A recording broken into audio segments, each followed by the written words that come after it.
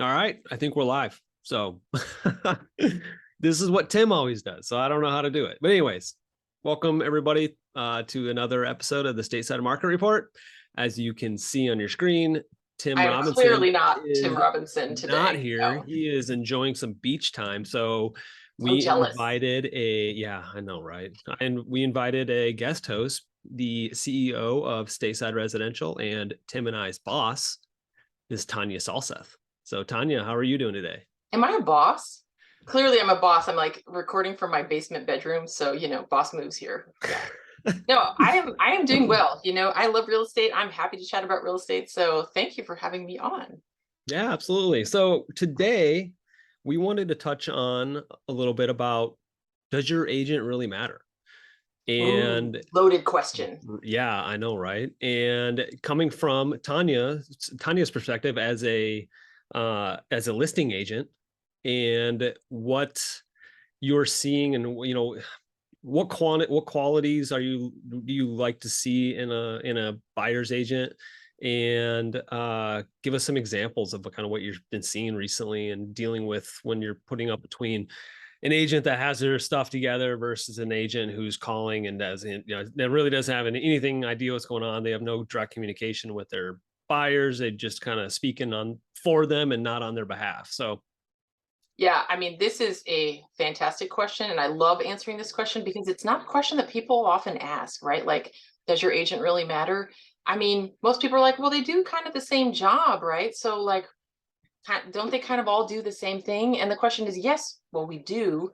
But I always put the analogy of, well, college basketball versus NBA, they play the same game, right? So is your agent college basketball or are they an NBA superstar? That's the question. So from the listing agent perspective, your buyer's agent, it's very clear when you have an inexperienced buyer's agent. mm, They don't know the contract. They do some funny things, such as, like if you're negotiating, for example, sometimes they'll say things like, oh yeah, my clients can do that, and then all of a sudden they come back and they're like, oh well, no, actually they didn't. And I think inexperienced agents, and especially we're talking about experience, right? Like, you have to get, this is a craft like anything. So the more transactions you do, the better you get at it, or at least hopefully, right? But inexperienced agents, it's pretty easy to spot them, because they don't actually speak for their client. A lot of times there's a disconnect between what the agent thinks, what the client thinks. And as a listing agent, that gives me pause, because sometimes you're like, well, is that really what's going to happen? And there's this doubt, right? So I think experience matters. I also think that during the transaction, buyer's agents can do things that really have them stand out, especially in multiple offers. And they can do things that really just decrease your chances of the offer being picked.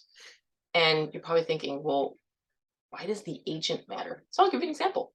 So we had a listing, went live on the market Friday afternoon, and we had multiple offers by Saturday morning. And there were two offers that were very, very, very, very similar. And it really came down to what was the vibe kind of the agent and the buyer. One agent, first showing in, contacted me after the showing was there, asked all the right questions, expressed how interested and excited her buyer was. The second agent took a while to get back to me, and very, very much gave the impression that his clients were still thinking about it, right? And even mm. though the offers were very similar, the way that the agent projected the buyer's intention was very different. And so in the end, the interesting part about this story was that the agent who really, really expressed that how interested her buyer was got the offer, even though they were not the highest offer. And that really came down to the skill of the agent and the sort of energy that she projected about how excited her buyer was about this house. Yeah, there's just a lot to unwrap there. But at the end of the day, the sellers aren't always going to take the highest and best offer. We see that regularly. Yeah. It's not always the highest and best. It's best terms, and it's a lot like you said. It's how your agent portrays the situation, isn't in context the listing agent and stays in contact with them. Some of the thing like when we were talking offline about this, and some of the things you were talking like some of the agents were doing, they were submitting offers and not even calling you. They were just submitting them, and then 2 days later they were like send you a What text happened? message. Hey, did we get the offer? Uh, no, like Yeah. Your so. agent, the reason you hire an agent is they are your advocate, right? And so they are actually a reflection of you as the buyer. So you have to really pick somebody that's going to be proactive, that knows how to kind of massage sticky situations, that knows how to keep in communication without being overbearing. It's a very fine line, right? So really you're hiring your agent not just for their knowledge and of the market and their ability to get you in and out, but you're also, it's that really soft kind of personal interpersonal skills, like are they listening, are they, what intel are they picking up from the other agent, because very subtle cues can make a difference, right? And so it's really in the way that agents communicate, because a lot of agents, they're like, oh, I just submit an offer, and they don't try to work it, they don't call the agent, they don't explain the story, they don't call the agent beforehand and say, hey, so what is your seller looking for? And if you let listing agents talk, sometimes you can find out a whole bunch of fun things. Mhm. So And that's exactly what you teach us. It's, yeah. buyers are interested in something, call up the agent, get them talking, say, hey, well, what's going on? And then they'll start talking, and they'll give you little hints here and there to use when we submit an offer to be more successful.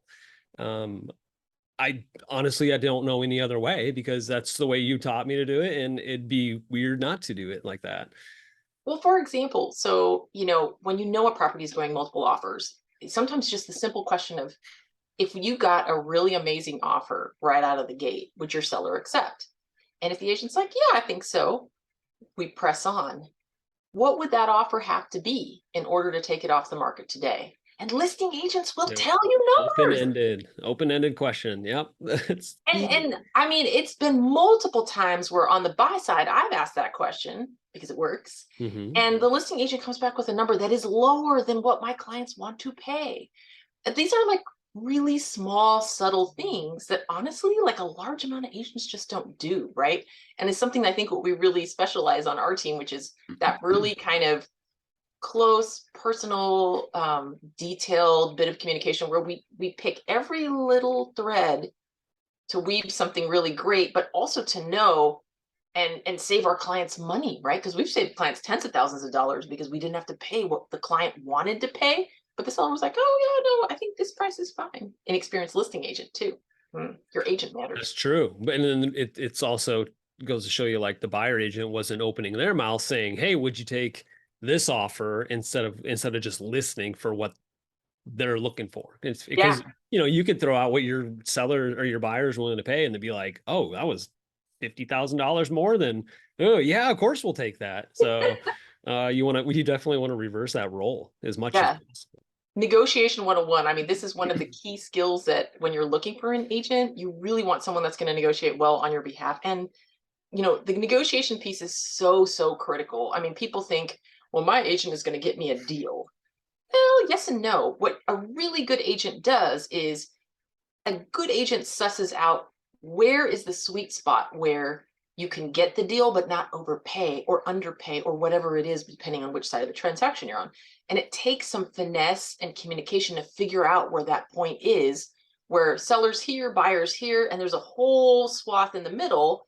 And then, you can actually effectively say, we're going to be kind of on this edge. And then your buyer lucks out, or your listing, if you're on the listing side, you push it all the way, the price. So that's a skill and an art that you have to do a lot of transactions to really, I think, refine.